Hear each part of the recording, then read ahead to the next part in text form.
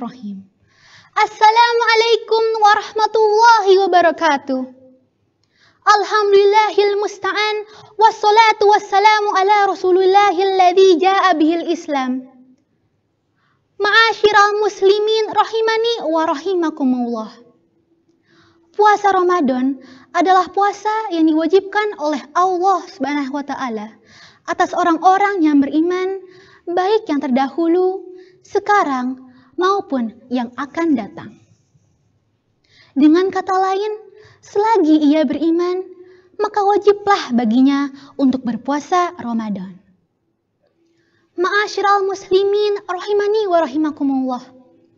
Walaupun Allah Subhanahu wa taala mewajibkan puasa Ramadan atas orang-orang yang beriman, ternyata ada 4 golongan yang diperbolehkan untuk tidak berpuasa Ramadan, serta 1 golongan yang dilarang berpuasa Ramadan.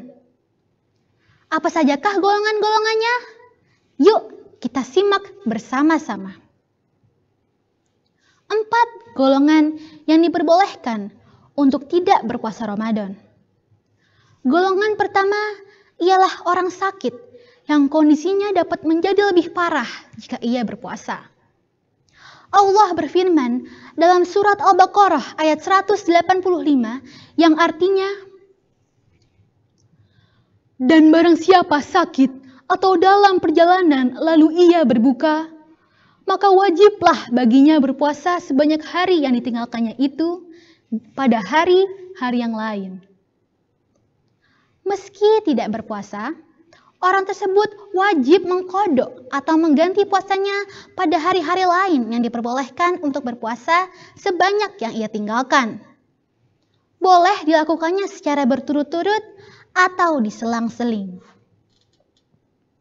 Golongan kedua adalah orang yang sedang dalam perjalanan jauh atau seorang musafir yang kondisinya berat untuk berpuasa. Nabi Muhammad SAW bersabda dalam hadis riwayat Muslim. Rasulullah SAW ketika bersafar melihat orang yang berdesak-desakan. Lalu ada seseorang yang diberi naungan.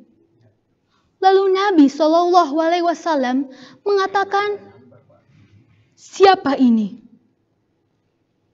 Orang-orang pun mengatakan, "Ini adalah orang yang sedang berpuasa." Kemudian Nabi SAW bersabda, "Bukanlah suatu yang baik apabila ada seseorang berpuasa ketika dia bersafar." Maksudnya adalah, apabila ada seseorang yang melakukan perjalanan jauh saat berpuasa, maka ia diizinkan untuk tidak berpuasa apabila kondisinya berat dan menyulitkan. Namun, sama seperti golongan sebelumnya, orang tersebut wajib untuk mengganti puasanya sebanyak yang ia tinggalkan di hari-hari yang lain. Kita lanjut ke golongan ketiga. Ialah orang lanjut usia yang tidak mampu menjalankan puasa. Orang tua yang tidak mampu menjalankan puasa diberi kelonggaran untuk tidak berpuasa. Sebagai gantinya, orang tersebut wajib untuk membayar fidyah, yaitu dengan memberi makan seorang yang miskin sebanyak jumlah puasa yang ia tinggalkan. Misalnya, ia meninggalkan puasa selama 2 bulan Ramadan atau sama dengan 60 hari. Maka ia wajib memberi makan orang miskin sebanyak 60 orang dengan ukuran sesuai makanan yang ia makan sehari-harinya. Allah berfirman dalam surat Al-Baqarah ayat 184 yang artinya, dan wajib bagi orang-orang yang berat menjalankannya jika mereka tidak berpuasa membayar fidyah, yaitu memberi makan seorang yang miskin. Adapun ukuran 1 fidyah adalah setengah sya', kurma, gandum atau beras, yaitu sebesar 1,5 kilogram beras. Kemudian, golongan keempat ialah wanita yang hamil dan menyusui yang tidak mampu mengerjakannya. Nabi bersabda dalam hadis riwayat Ahmad, "Sesungguhnya Allah Azza wa Jalla menghilangkan pada musafir separuh solat. Allah pun menghilangkan puasa pada musafir, wanita hamil, dan wanita menyusui."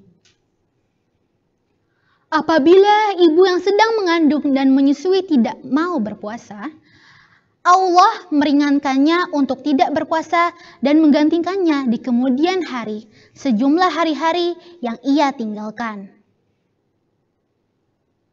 Nah, teman-teman, itu adalah keempat golongan yang diperbolehkan untuk tidak berpuasa.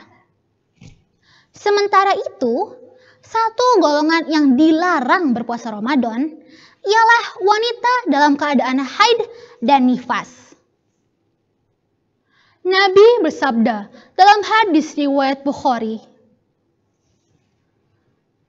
"Bukankah ketika haid, wanita itu tidak sholat dan juga tidak puasa?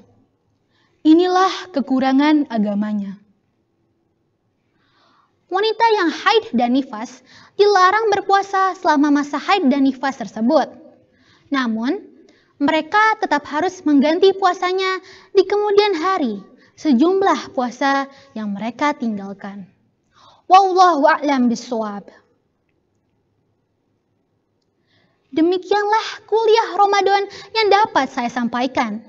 Saya mohon maaf jika ada salah penyampaian dan saya berterima kasih atas segala perhatiannya.